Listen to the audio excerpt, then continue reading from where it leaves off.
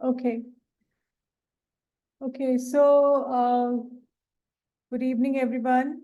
And I am Archana Sharma. I am the founder of Samvedna Care, and I'm very happy to host this event today along with my colleague Soumya Sharan. Samvedna, since its inception, has been working extensively in promoting mental well-being and early detection and diagnosis of mental health issues. Our mission has been to encourage help-seeking behavior and reduce stigma around mental health. Uh, we have a digital platform which also helps individuals do, a self-assessment and take the first steps towards their mental well-being. And this digital platform is available to both individuals and corporates. Our corporate mental well-being solutions have been now running successfully for the last 1 year since we launched them in April 2023. We provide organization-wide assessments, group workshops, mental health workshops, as well as wellness coaching sessions and counseling for employees who might be needing psychological support.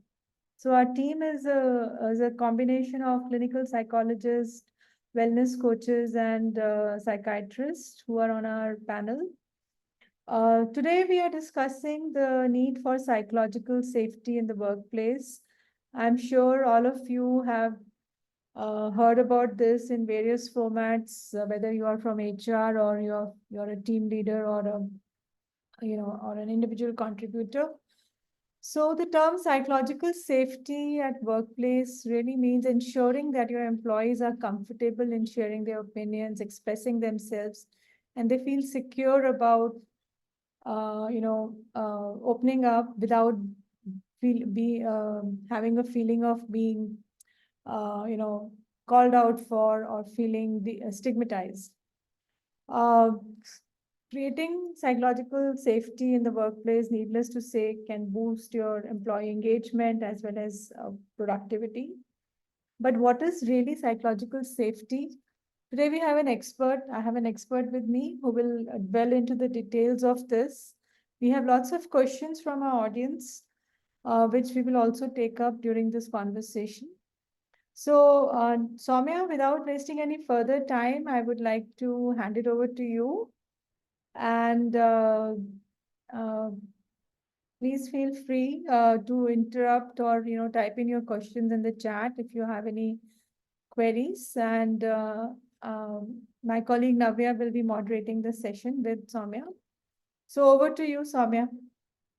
Thank you so much, ma'am, and a very, very warm welcome to everyone. And thank you for joining us today. We're going to talk about building a psychologically safe space.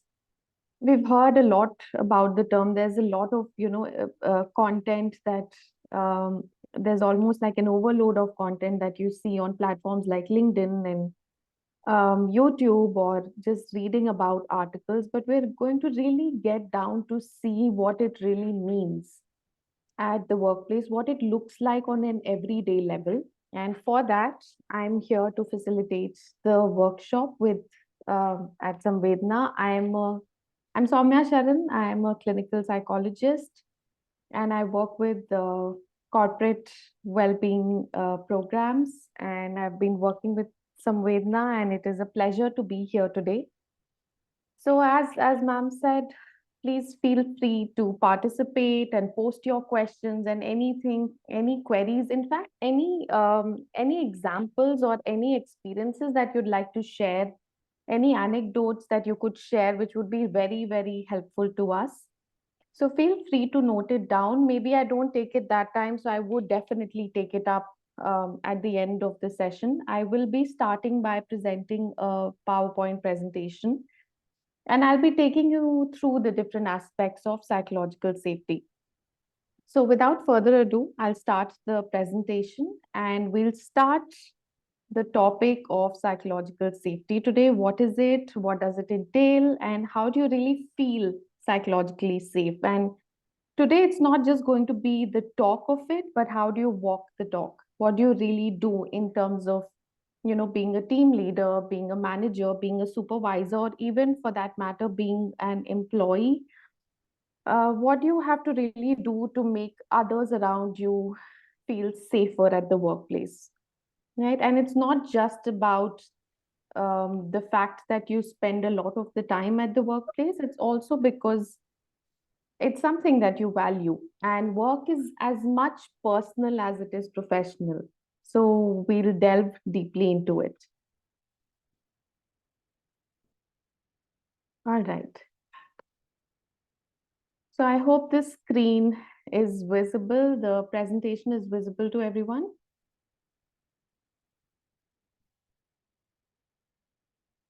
Okay, I'm assuming it is visible. Yes, it is. Thank you. Okay, thank you so much. All right, so building safe workspaces. So to begin with, I'd like to have an activity which will also act as an ice breaking activity, and just we'll get to probably know each other and just make this a safe space as well, and make this a familiar space. So what happens is I'm going to ask you that I'm going to throw in some situations and some scenarios, and I'm going to ask you that this is what if you're in a situation like this? What if this is something that you have to undergo at the workplace, maybe with your manager, maybe with your supervisor, maybe with your founder? What do you think you need to hear at that moment, which will make you feel that this is what makes me feel supported? This is what makes my organization focused more on learning rather than on very severe or harsh, probably, performance evaluations. So I'll just give you these statements. These are also right there in front of you on the screen. The first statement is you've made a mistake on the team. So you're probably working in a team, there's a team project or a team related task that you're doing, and there is a mistake, a goof up or a mess up that you've done, and it's going to probably impact the team performance. What, as that team member, as a member of the team, what do you need to hear, or what do you really need as a support system for you to feel that this is not going to be held against me? And even though it makes me feel a little fearful or nervous, but I think I can talk about it. Feel free to either unmute yourself or probably write in the chat section, or maybe Zoom raise your hand and then I can ask you to speak up. You could also go through the other situations. I can help you go through the other ones. Maybe the other one being delivering unfavorable news to your manager about the project. Yes, anyone would like to just share something? Hi, this is Lokpamna here. Hi, ma'am. Yeah, maybe the first one is when we've made a mistake, or even when delivering unfavorable news, it is somewhat similar kind of, is to hear something like, it happened, it is fine, we can, like work together and go around the mistake and set it right, and let's not repeat it again. Okay, okay. Great. Thank you so much for sharing. And how do you think Thank you. hearing this will make you feel? Mistakes do happen, so it is like you do feel that it's not the end of the world that something like this happened, and there is a way that you can go forward still and still be in the good books of the team. Okay. Yes, yes, perfect. Thank you for sharing. And I think this is very insightful and helpful. I think just an acceptance of the mistake, and at the same time normalizing it, but also discussing it in a way that it makes you feel comfortable and safe, and not guilty or not blamed for. Thank you so much, ma'am. Anyone else? I would also read out the other ones. If you want to request assistance from a colleague on a risky project task, it involves substantial risk, but you probably feel that you need to take the risk for the sake of the task. Or asking for support on a project related task from a team member or from a manager, from a supervisor. What do you need to hear? What is it that makes you feel, yes, I could approach people, I could really talk about it, and I can feel heard? Anyone else? Hi, ma'am. This is Bhaskar. So I think the it depends on the work culture that you are creating in the organization. You Right. should have a flat hierarchy where anybody can approach anyone. You're easily approachable as a manager. They can reach out to you. They don't fear. So that culture has to be created within the organization. Right. Right. No, absolutely. Thank you so much. Thank you Thank for you. sharing. Yes, yes, it's more about the culture. It is about a culture is basically what I define as a culture is the way you feel when you're at the workplace. Is it a culture of fear or is it a culture of safety? So sometimes understanding psychological safety becomes difficult, but any more answers, and I would really appreciate it. And then I could go on to explaining why we did this activity and what it means to have that culture.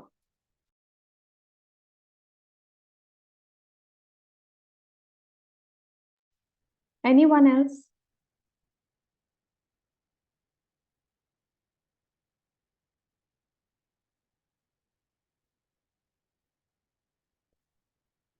Okay.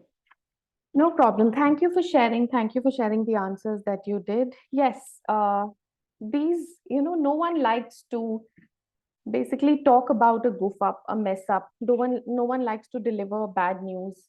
We all sometimes feel that it's safer to hold back. It's safer to not talk about the mistake that you've made. It's safer to not take a risk. It's safer to not probably talk about an uncomfortable piece of news where it is about the revenue going down or the numbers going down then going up. So a lot of times psychological safety is to do with maybe asking for help, maybe asking for a kind of support, or delivering bad news or delivering uncomfortable news. That's when you really get to understand, as the answers shared by our wonderful participants, that it's about maybe just understanding that maybe make sure you don't repeat the mistake, but it's all right. It doesn't make you feel that there's a damage that you've done which is irreparable. It makes you feel like, what can I learn from this? It's more about learning and curiosity than it is about the punishment of it or the blame of it. And in terms of the culture, how do we feel where that we are feeling safe? Let's say we talk about physical safety. So we go to our office, go to our workspaces. You don't go every day fearing that maybe the roof might collapse today, or there will be a short circuit at work, or for that matter, something that will endanger you physically, or maybe you'll slip. Maybe there's something wrong with the flooring, with the infrastructure, that it'll endanger you. You understand there is an inherent sense of trust, that it's been built in a way that I will be safe here. I'm spending a lot of my time, a lot of my life here. But coming here every day, I know I will be safe. That's how emotional and psychological safety works. That, and it's not that things don't happen on the physical safety level. Sometimes, of course, there are times where probably something doesn't work at the office, or there's a power failure, or there is an internet failure. These things happen, but it will come back on. Similarly, in terms of psychological safety, what happens is, it's not that mistakes don't happen, it's not that you're not messing up or people don't mess up, but you know that it won't be held against you. You know that your voice will matter. You know that you will be heard without being made to feel that you've done something gravely wrong. You know that you can do it, and you will be probably still valued as a team member, as a manager, as a supervisor. That's the level of safety we're talking about when we talk about psychological safety. So what really is psychological safety? It is a belief, even though it is something that you feel on an individual level. Each member of the team, or most members of the team, feel that sense of trust, feel that sense of safety, but it is more of a team dynamic. It is a belief shared collectively by members of the team at the workplace. the belief that yes, I can take risks. Yes, I can express ideas. I can express concerns. If there's something that is bothering me or bothering the project, I can talk about it. I can bring it up. I can ask questions. I can ask doubts. So, let's go back to an example at school. So many of us, how many of you have been through a situation where we were learning something new? And what happened was, let's say I still remember one of the examples when we were learning algebra. Maybe I was in grade sixth or seventh, and I was told that, ask as many times as you want, but you will not be scolded. And well, we took it as okay, you will not be scolded. And I still remember we were getting, of course, introduced to the nuances of algebra. And you don't get it, well, at least I didn't get it correctly in the first go.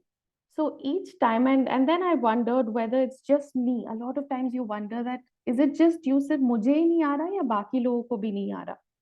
So you sit there wondering, and then you just look at the others. Are they asking questions? And then I remember some of us mustered up the courage and we asked the teacher. And well, we asked once, twice, and thrice, and we saw that, the teacher was patient. But after the fourth and the fifth time, we could see the impatient ebbing up. We could see the teacher, slightly going towards irritation or slightly going towards making us feel like, what is it that we are getting wrong? Even though we were told initially that you can ask as many times, even hundreds of times. So what happened as a result was, after the third or the fourth time, children stopped asking. And by the end of the term, when we were being asked about our doubts, almost all of us had our doubts in algebra. How many of you can relate to this example? You can raise your hand. That's absolutely true. In any situation where you have, in India especially, I've noticed that people, they fear to ask question or say no to the boss. And sometimes even, your, lowest person in the hierarchy, cultural, issues as well. Yes, yes. Thank you so much for sharing. I think very relatable that sometimes saying no becomes so difficult. It's a very culturally ingrained thing also that we go through. A lot of times we go through this aspect that it's not okay to disagree. If you disagree, it means you are setting the stage for conflict. If you say no, if you draw a boundary, we're going to come to all of these strategies. If you draw a boundary, if you ask questions, maybe you're not getting it, but it's okay to ask questions. You're allowed to ask questions. Circling back to this example, that if you don't get it, it's okay to ask questions. It means that you care. It means that it matters to you at the level that you want to get it right. And this is what happened. After the third or the fourth time, as I said, we were all too scared to ask. This is something that can be translated at the workplace also. That sometimes we don't know whether in a meeting you didn't get something. Is it okay to ask? Is it okay to clarify at that point?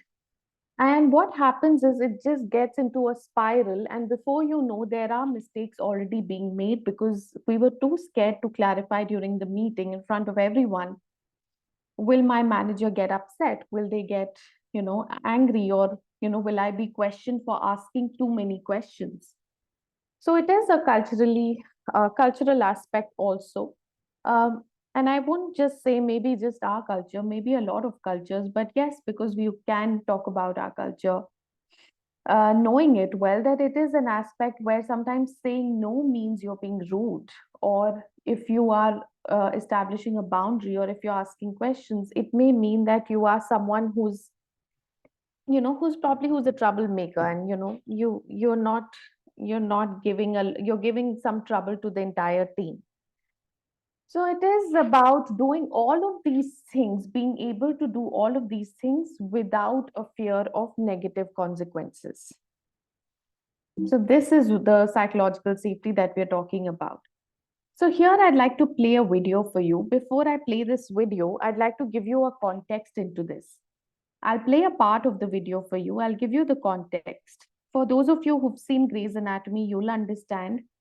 So there are two surgeons here. There are two doctors. One is Dr. Burke, the one who's wearing the specs. He's a cardiothoracic surgeon. And the other one is Dr. Shepherd. He's a neurosurgeon. So the one who's wearing specs, Dr. Burke, had just had an accident, and he had to get his hand, and he's a surgeon, so his work is through his hands. And he just had surgery with Dr. Shepherd, but he observed that there's a tremor that developed in his hand. But he was too scared to probably bring it up with other people, and he continued to do surgeries on people. So it was literally very high stakes involved. So imagine sometimes we feel the lack of safety to such an extent that talking about it becomes much more difficult, and we're okay to probably do mistakes that could impact lives, that could impact things which have very high stakes involved. So I'll play the video for you and you'll understand. And also this Dr. Burke, as you see with the specs, is also someone who the chief of surgery, who the chief of the hospital wants him to become the chief. And now he discovers that there is a tremor in his hand and he didn't even talk about it. So let's watch the video and see when the chief of surgery comes to talk about it and says that, would you like to have another surgery with your neurosurgeon, which is Dr. Shepherd? And then what he replies.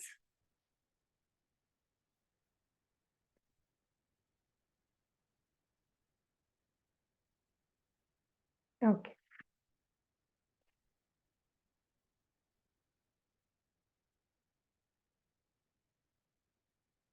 What do you know about Dr. Levine? Pretty good. Better or worse than Dr. Korsakov?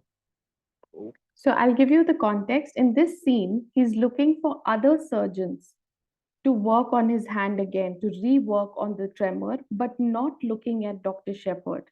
Maybe because of the lack of psychological safety that he feels because of talking about this. And maybe because he feels it's okay to blame his neurosurgeon, his original neurosurgeon, Dr. Shepherd, rather than talk about it and really bring it up and look at a solution-oriented approach. So the person sitting behind him is the chief of the hospital who wants Dr. Burke to become the next chief. And he's talking about looking for other doctors to rework on the tremor that he had.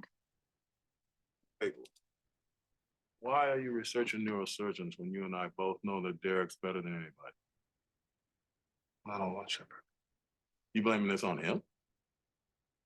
Up until now, I have not yelled.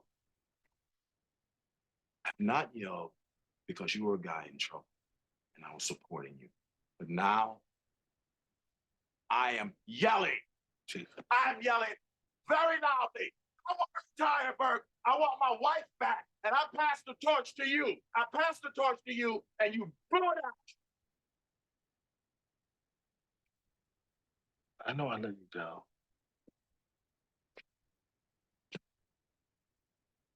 Burke, I'm tired. I'm tired of you men acting like this. You let me down. And if you don't let Derek fix that hand, you're letting yourself down.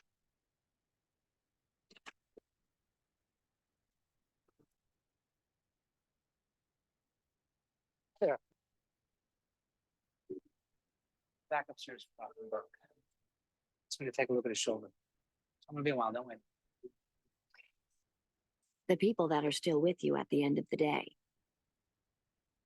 All right. So we saw that little part of the video.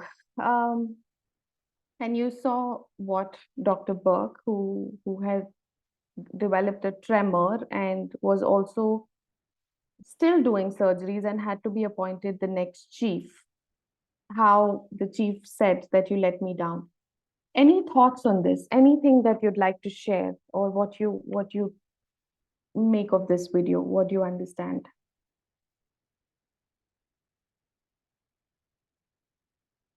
Anyone who'd like to share?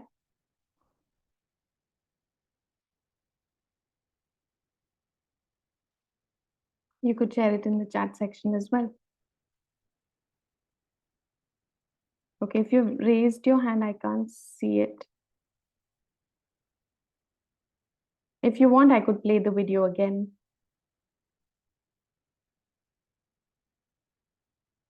Okay, yes, ma'am, please. Yeah, he was scared, not just probably because of what the chief would say, but also because of the repercussions for his own, what do you say, his name, like he is already an established surgeon. He was going up the ladder and now he's scared what will happen to him. So probably that is one reason why he was not ready to, like give out the information that he had that developed the tremor. And Yeah. Anything else, ma'am? I think that's very, very useful and insightful.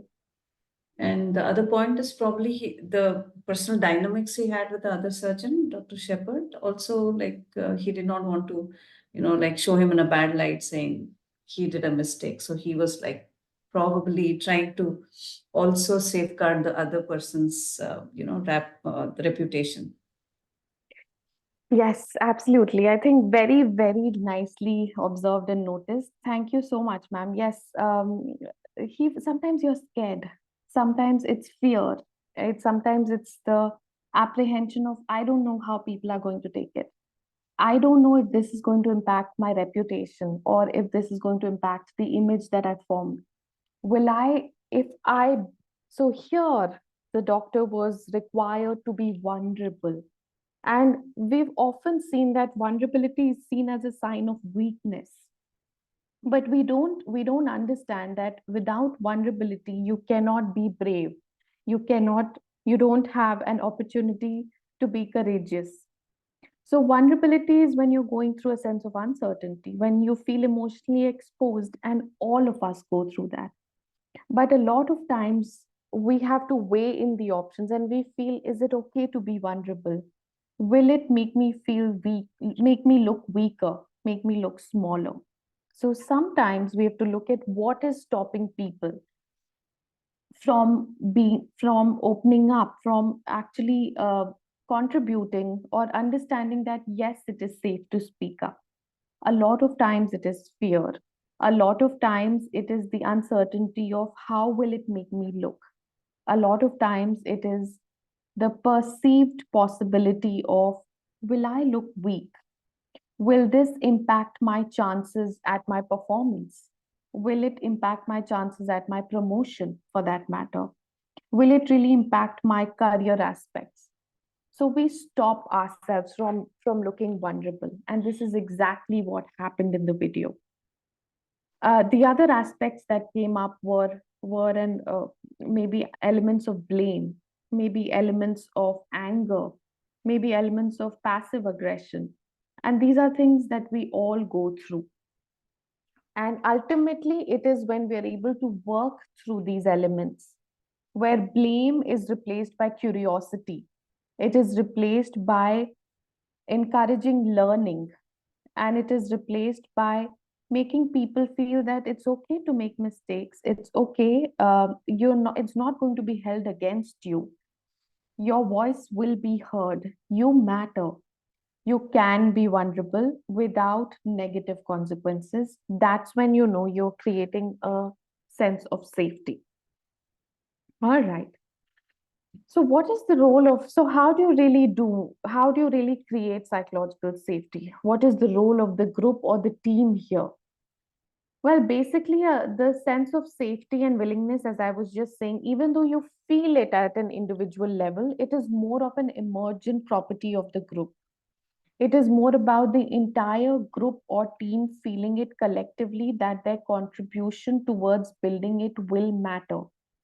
What research has seen that team members who are able to work together really well, who have a better sense of connection, have a sense of trust developed amongst each other, are able to better establish a sense of psychological safety amongst themselves. There is a research study involving a project Aristotle at Google, where they were studying the role of, what really impacts team effectiveness. And they found out across so many offices at Google, across so many workers and managers at different levels, that the one thing that stood out, which impacted team, a lot of times we work in teams, which impacted team productivity and effectiveness, was how team members felt they could be vulnerable, they could be open, they could feel safe amongst each other without feeling that it's going to impact how they are seen, or it's going to impact their sense of reputation, for that matter. So it is an emergent property of the group, and it's also something that every member of the team needs to contribute towards. Because a lot of times what happens is, it's very convenient, or it's very okay for us to feel that, what, I'm able to contribute, but other members are not. So I don't think this is going to work. So I'm just going to focus on my work and leave the other aspects out. But that's where we need to understand it. The psychological safety aspect, the emotional safety aspect will not work. If you see somewhere else it's not working, you need to probably approach that person or approach that dynamic and see what is it that is required, what is it that could help the other person out, what support or resource are they looking for, what is it that is probably holding them back. A lot of times some of these things would really matter when a team leader, a manager, a supervisor incorporates it in their daily interactions. Where if they see that some dynamic of the team is getting impacted adversely, how can they approach that dynamic or approach that person and really bring it up and talk about how to make it work? All right. So we did a little poll on LinkedIn in terms of asking people who work in corporate workspaces and generally workspaces, understanding how safe and supported they feel. But before we talk about these poll results, there are some polls that I'm going to shoot right at you, and just would ask Navya to assist me with that. So there are some questions that I'm going to just throw at you. There is just one question actually that I'm going to throw at you, but there are many options, and you need to look closely at those options, and we're going to talk about it. Well, the poll question being, where do you feel the safest emotionally? And just translating it or simplifying it, where is it that you feel you can be heard? You're not judged for speaking out. You can ask questions. Your contributions matter. And you can be candid, really. There is space for candor. There is a permission. You feel a sense of permission for candor. And you can really be your vulnerable true self while also building towards the relationship and solutions.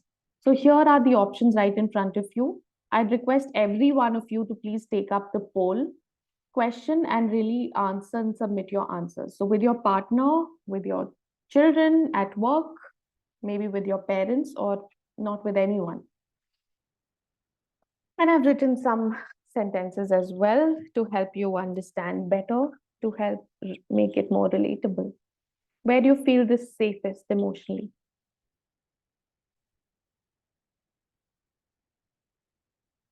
I hope you're able to answer the poll questions.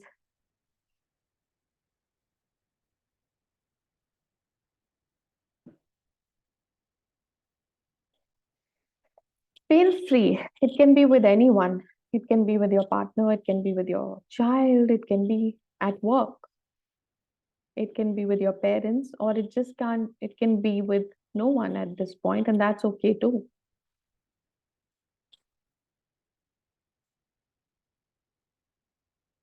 Okay, so we're done with the poll. I think everybody's mostly answered. So let's share the results. Thanks, Navya.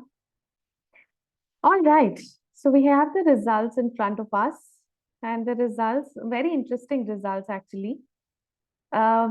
We have an equal distribution, 33% and 33%, 17% and 17%. Okay, So it's divided half and half.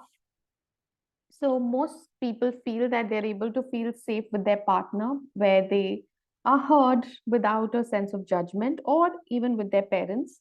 That sometimes parents can make you feel accepted unconditionally. There's a sense of non-judgmental acceptance.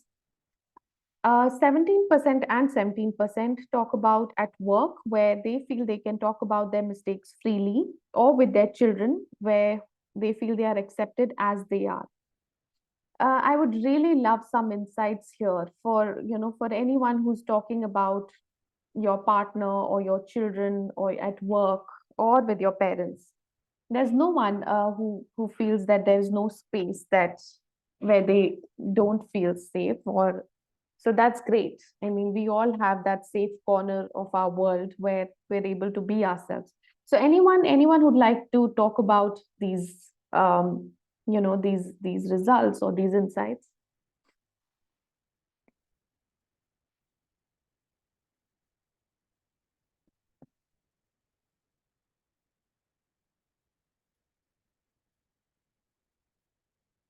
I'd really love someone to please share, maybe at work or with your children.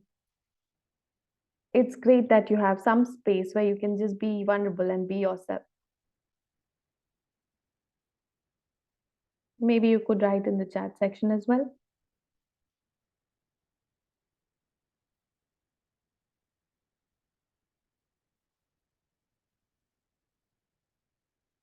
Okay. Okay, no problem.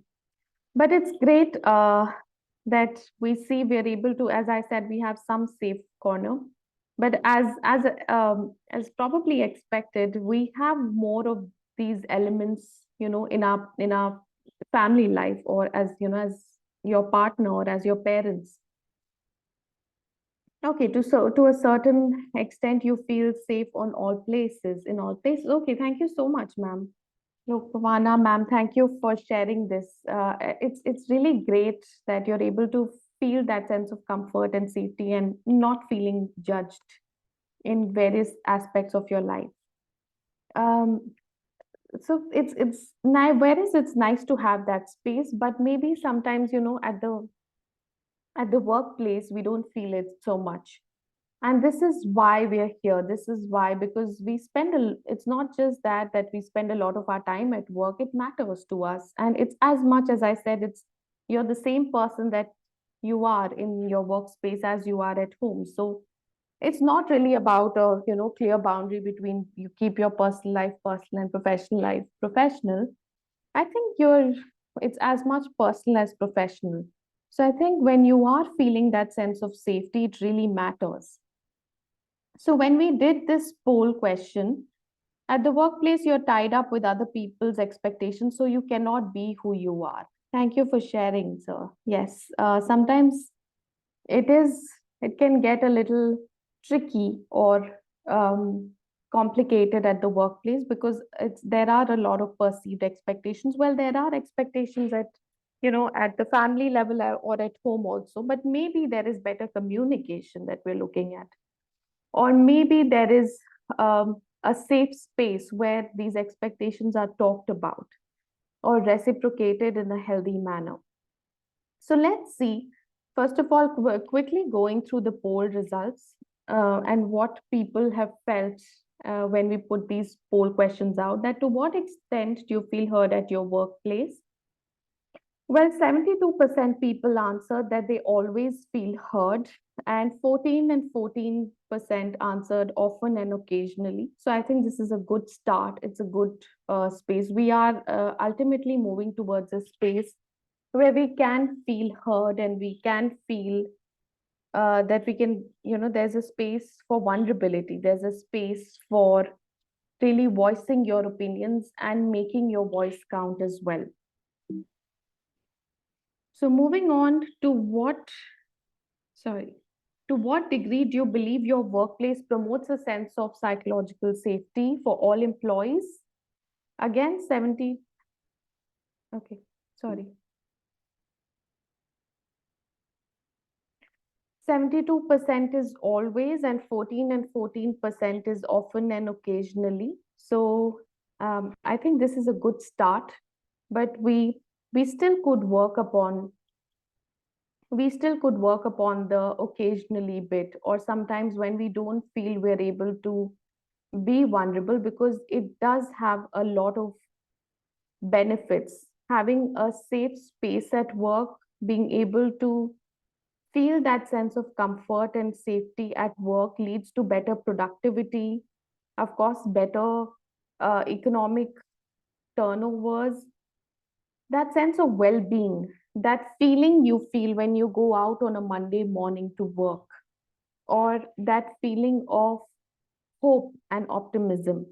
It leads to better productivity, as I said, better well being, a better culture at the workplace, and basically better team turnouts, better productivity and effectiveness at the team level also, along with effectiveness and productivity at the individual level, and a higher sense of motivation, that drive that you need to feel, that really makes you want to do things at the workplace rather than doing it because you need to do it. So I think it is a very important element that we're dealing with here, and better sense of psychological safety will lead to a culture of continuous learning and improvement, and resilience and team performance, creativity, all of these aspects that are very important for us in our work life.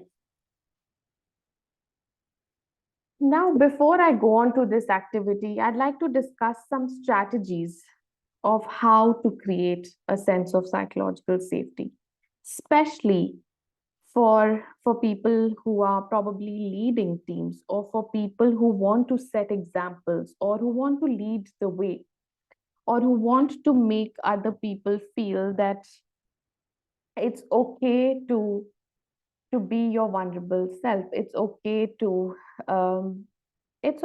be who you are, and set the scene for a safe space. So let's start with some of these strategies, very specific strategies, especially tips, as I said, for managers, supervisors, team leaders. Make sure that you have a safe space for discussion, where you're talking about, maybe you have very regular meetings where you meet up, or you touch base every week, or once a week, or twice a week, maybe with uh, probably combining it with a fun activity where there is a discussion to understand what are the challenges that the team is facing. How can you as a team own the problem? Is everyone in the team able to feel safe enough to talk about those challenges? Let people know what is at stake. It's not just the turnovers or the economic aspects or the numbers that are at stake. It is people's it is people's level of well-being. It is their mental health. It is their mental fitness. It is, for that matter, their physical fitness. It is how they feel about the office, the culture that is at stake. That really establishes a sense of how they're going to feel day in and day out when they come to the office. Make them know that, let them know that even though you're talking about something, which is to do with comfort and candor and vulnerability, still it doesn't mean that the priority on getting the work done, kind of gets dismissed or diminishes. No, it matters as much. And nurture clear and transparent communication. So help when you have to say something, try and use words or sentences which make it simple, which make it sound simplified rather than complicated, which gets the message clear, which communicates the message very clearly, where people feel that there is a sense of clarity. They understand what is being talked about. Instead of people coming out of these meetings and thinking, what just happened? And I don't know why we're having such meetings. So, first of all, set the scene, set the stage for regular discussions, maybe at the end of the week, or maybe as soon as you start the week, where there is space for clear, constant very transparent and authentic, honest communication between all team members. Encourage people who speak up, reinforce them, let them know that it's not just about being nice. Sometimes there will be aspects that will be uncomfortable also. It's psychological safety talks about comfort, but it doesn't mean that everything's going to be nice and comfortable all the time. Remember, it's going to involve change, it's going to involve a shift of culture, it's going to involve risks, and that can be uncomfortable. So tell people that this is a space where they can talk about uncomfortable aspects also, and it will be appreciated and welcomed that they are able to bring it up and talk about it because something in them makes them want to work on it. So let them know that it is welcome. Leading the way. I think when people are able to model leaders, it makes them feel more confident. It makes them feel that they can do it too because they're able to see leaders who are paving the way for a culture where they can be humble, they can be vulnerable, they can be open. They can sometimes say that I messed up too, or they have disclosures, they share examples where things didn't go right. And what did they want to hear as the ice breaking activity that we started? That sometimes what do you want to hear in that moment, which makes you feel like, yes, I want to be at this place. Yes, people understand me. I can take risks. So be candid with your team. Share challenges, share constraints. Remember, you need to sometimes shed your superwoman or superhuman image that everything is going right with you and you've got it all together. None of us have it all together. Sometimes we need to let our team members know that to probably make them see that we're all human, and as humans, we all mess up sometimes. We all have hard days. So, as leaders, make way, give them space to see that it can be hard for you too, so that they feel that if it can be hard for you, it can be hard for them, but there is space that you're giving them and allowing them. There is shared permission for candor, for candid conversations. So lead the way as a leader, as a team leader, a team member for that matter, for other colleagues of yours. Remember, it is about baby steps. Just because everyone's attended a workshop, or you've done a training, or you've started to speak about psychological safety, doesn't mean, and you've started to have those meetings on your Fridays or your Tuesday lunches, doesn't mean it's going to happen right away. Be patient, expect that it will take time for people to open up. It will take time for people to build a sense of trust. Even if it is a healthy culture, safety, emotional safety is still a new domain. Start with small disclosures. Talk about how last week the project that you had to submit made you feel nervous, made you feel like, will you really be able to do it well? Will you be able to give it on time? Talk about maybe at some point when you missed a deadline and how did that make you feel? And when other people add in and talk about disclosures, ensure that they are not penalized for that. Ensure that they are not made to feel that while I can do it, you can't.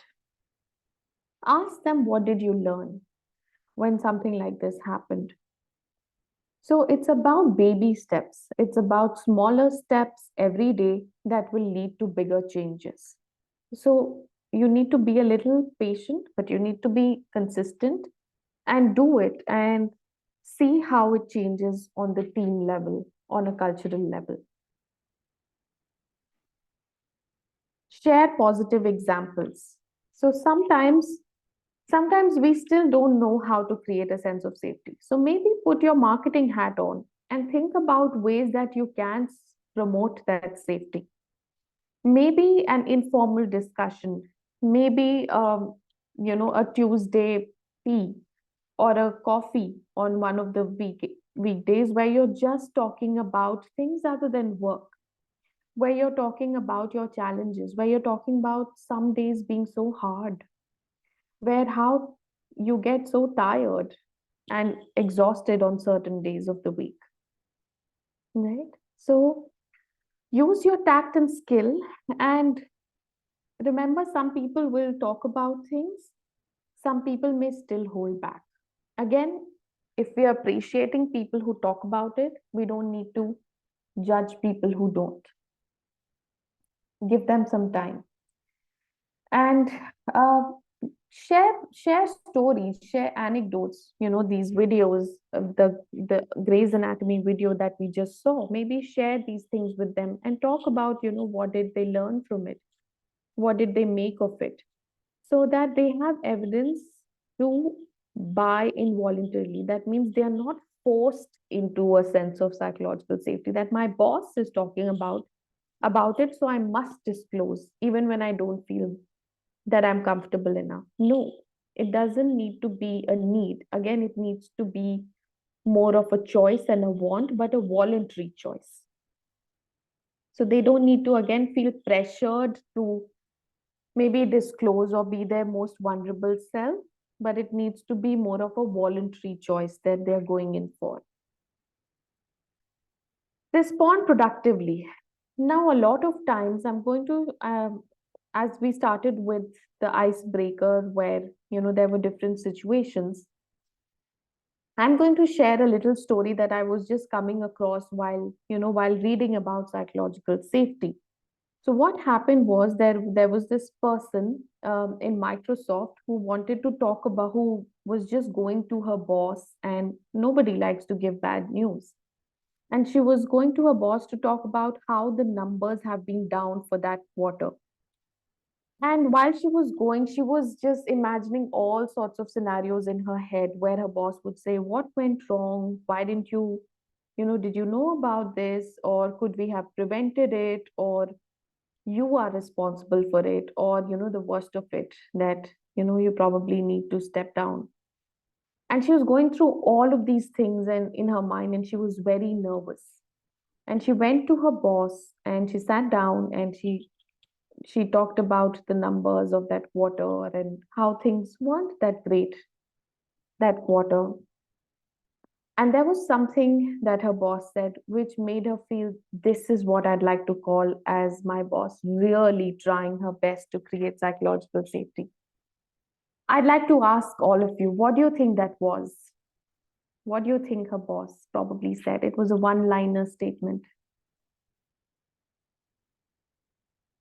It was, okay, I'll give you a hint. It was a question that her boss asked her in return.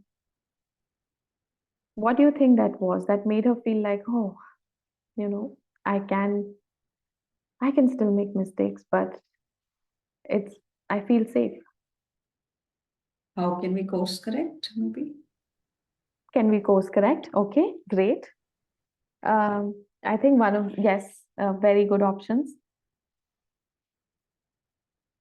Why do you think something like this would really impact her in a different way?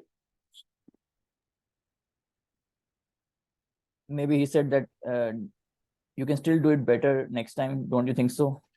Okay, all right. Again, thank you so much. Very useful. You can do it better next time. Can we course correct? Don't you think so? Okay. Anything else? Any other aspect? Maybe uh where did we go wrong, what is the ROI, he might ask, asking Okay. her only to explain where did we go wrong, why the numbers went low. Okay. Thank you for sharing. Yes, where did we go wrong? What is the ROI? Just if you could explain. Anything else? Anyone else?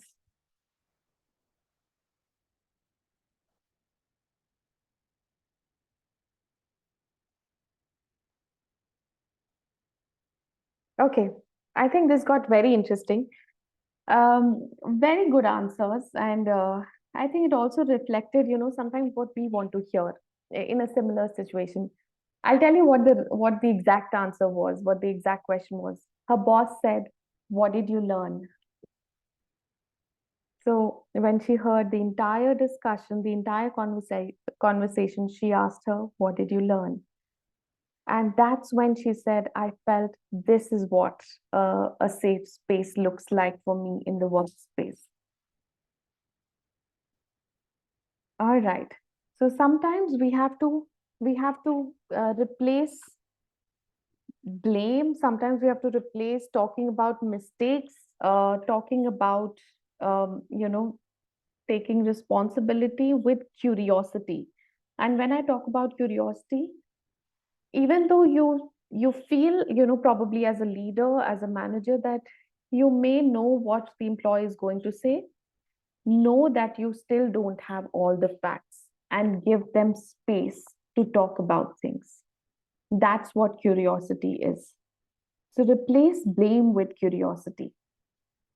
Maybe adopt a learning mindset. What did you learn? What can we learn?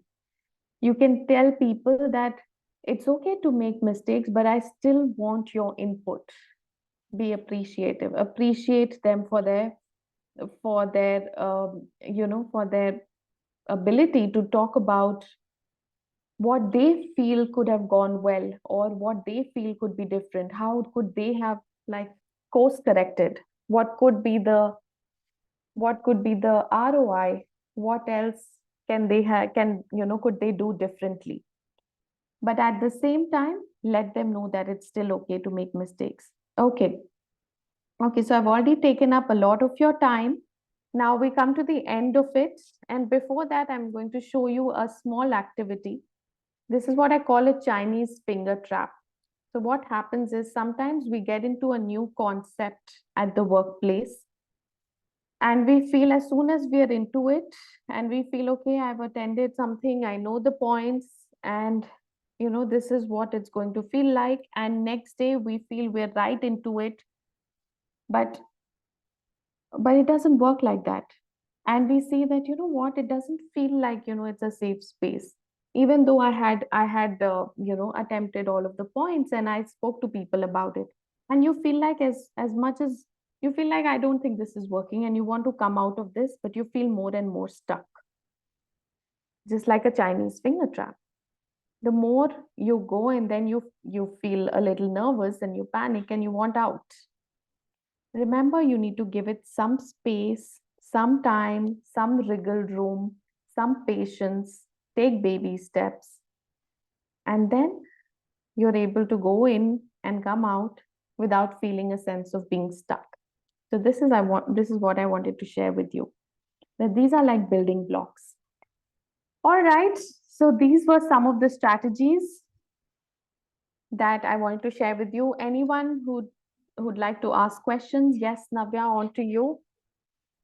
Thank you, Soumya, for such an insightful session, and being such an expert on this in this particular area.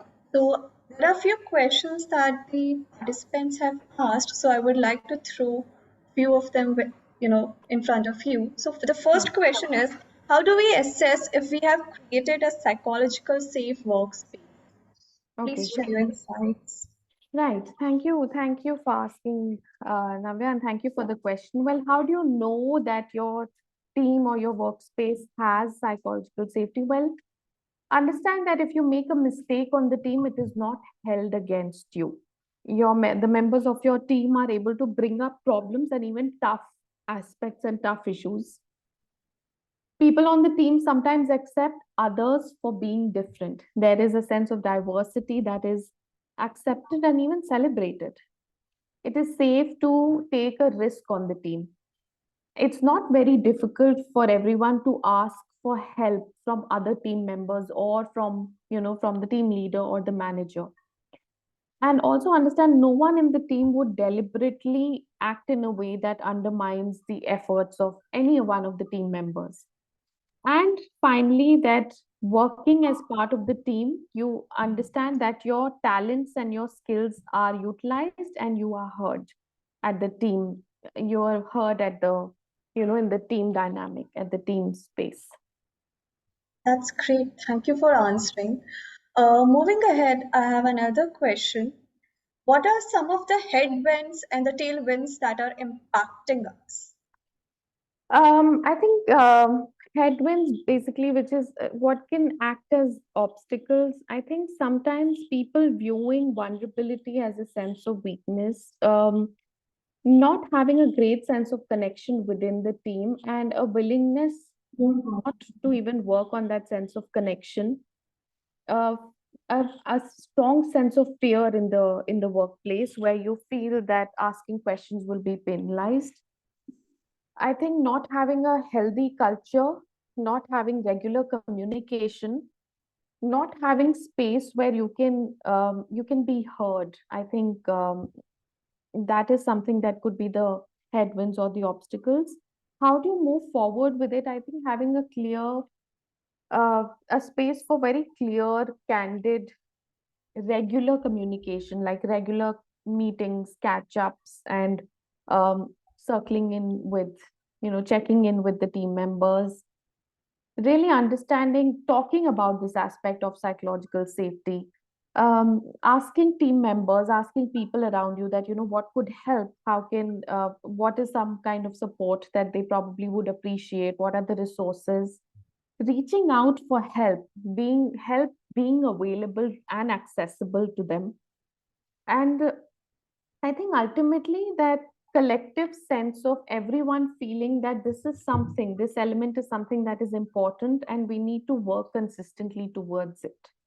So I think this is what is, will help move forward and in terms of the tailwind.